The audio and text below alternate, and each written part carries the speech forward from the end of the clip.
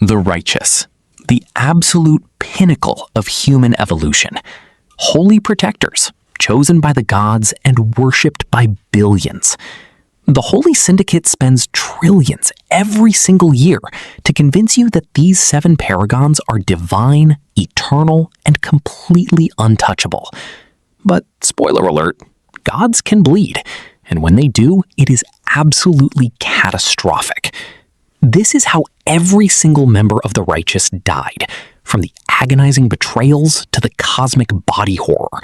And trust me, what the church covers up is far worse than anything you can possibly imagine. Let's get started. First up, we have Vector, the pioneer speedster of the team.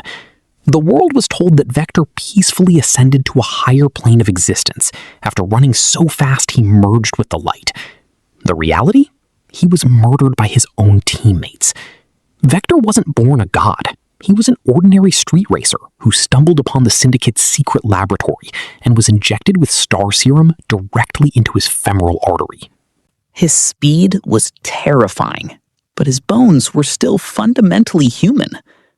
During the siege of the Iron Gates, Vector realized the Syndicate was planning to sacrifice an entire city just for a PR stunt.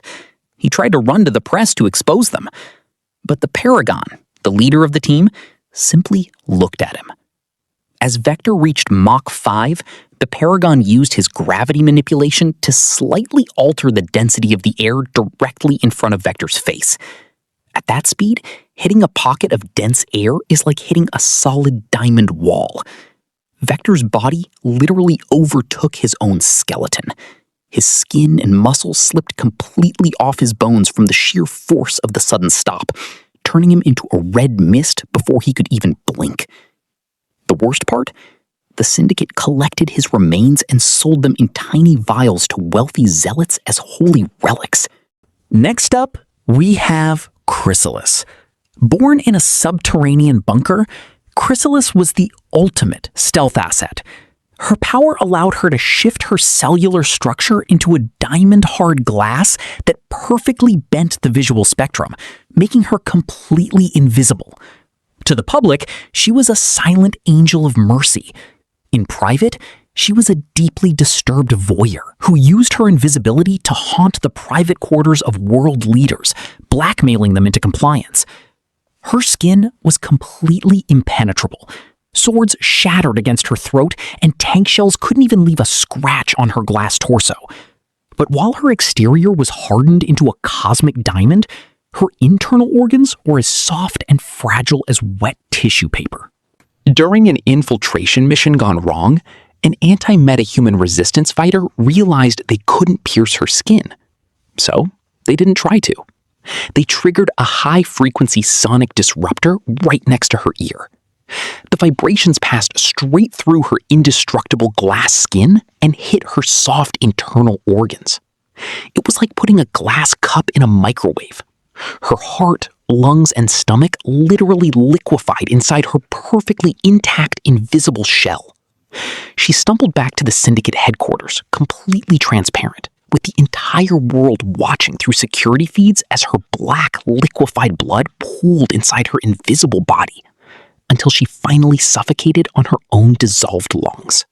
Next is Ignis, the Grand Master of Fire. Ignis could command temperatures hotter than the surface of the sun, but he was plagued by a terrifying limitation. He couldn't actually generate heat. He could only control existing friction.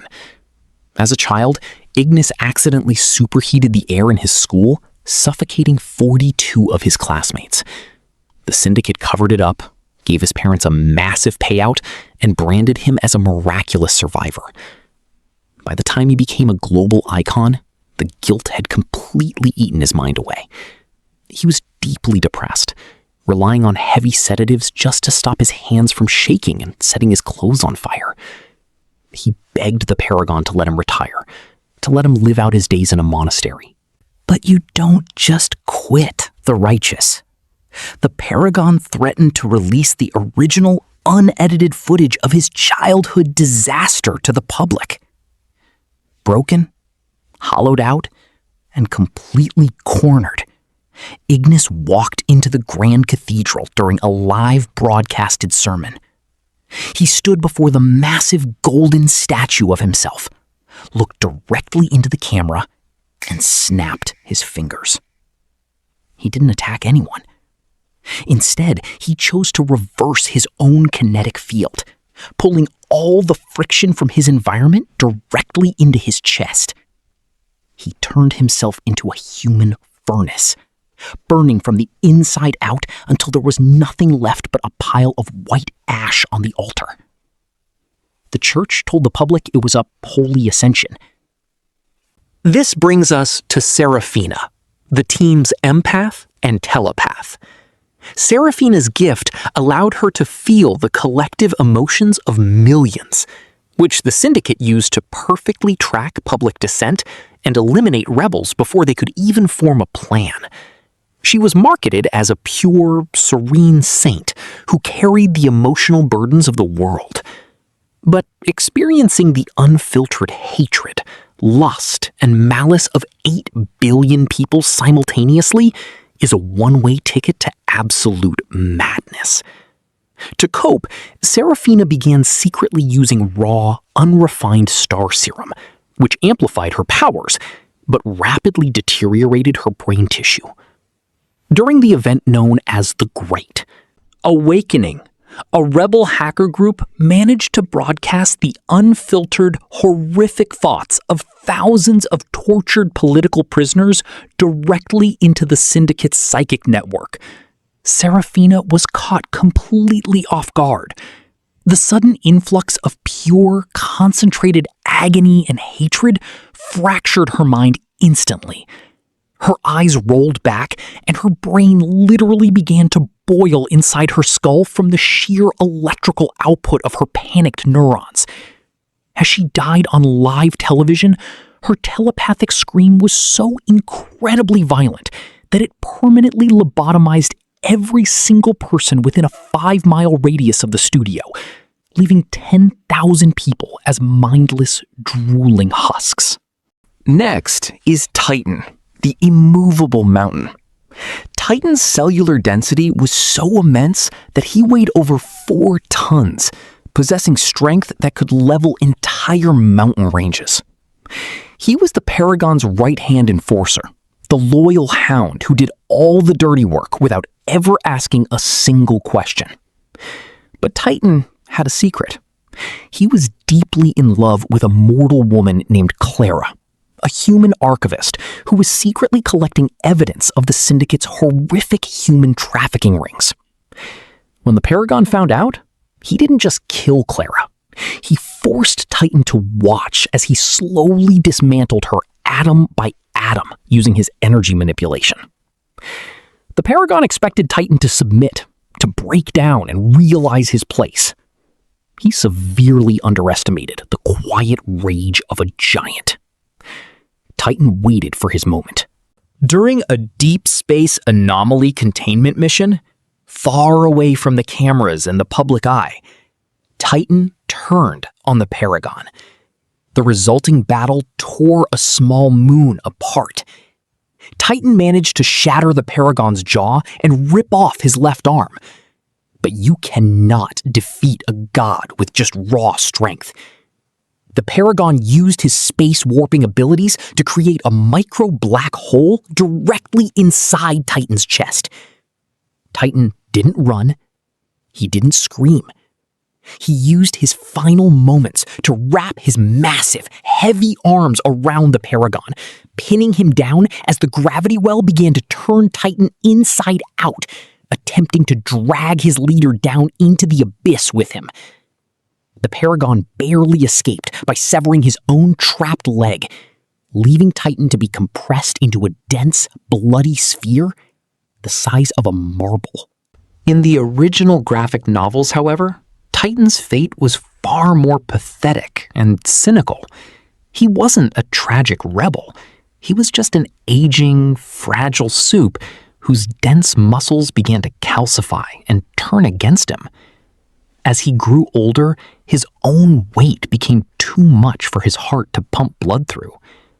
The Paragon, seeing him as a useless liability that was ruining the team's youthful aesthetic, quietly poisoned his evening wine with a heavy metal isotope that accelerated the calcification. Titan died alone in his bed, completely paralyzed, unable to even breathe, as his own muscles literally turned into solid, suffocating stone. Which brings us to the man himself, the Paragon, Jonathan Vance. Created in an isolation chamber beneath the ocean from the genetic material of an ancient cosmic entity discovered in Antarctica, he was raised entirely by machines. He never knew a mother's touch, never felt warmth, and was subjected to brutal stress tests from the moment his eyes opened, including being exposed to raw radiation and hard vacuums. This made him into an absolute narcissistic sociopath who viewed humanity as nothing more than insects to be ruled and harvested for adoration. He is, without a doubt, the most powerful entity to ever walk the earth, possessing absolute invulnerability, matter manipulation, and the ability to warp local space. For 10 seasons of this conflict, the human resistance has tried everything to kill him. Nuclear strikes didn't work. Biological plagues failed. But in the ultra-violent finale of the original graphic novel, the writers threw a curveball that shocked the entire fandom. It turned out that the Syndicate had secretly created a perfect, mindless clone of the Paragon, kept in stasis for 30 years, designed to be the ultimate insurance policy. When the Paragon finally lost his mind completely and tried to incinerate the global capital, the Syndicate awakened the clone. The battle that followed shattered the tectonic plates. The clone, completely devoid of human ego or fear, systematically dismantled the Paragon, ripping his jaw off, tearing his throat out, and crushing his skull with a massive piece of continental crust. It remains to be seen if the live-action adaptation will follow this exact, brutal trajectory, or if the human resistance will find a way to make him bleed on their own terms. But if there is one thing we have learned from the history of the righteous, it's that the higher you ascend, the more violent your fall truly is.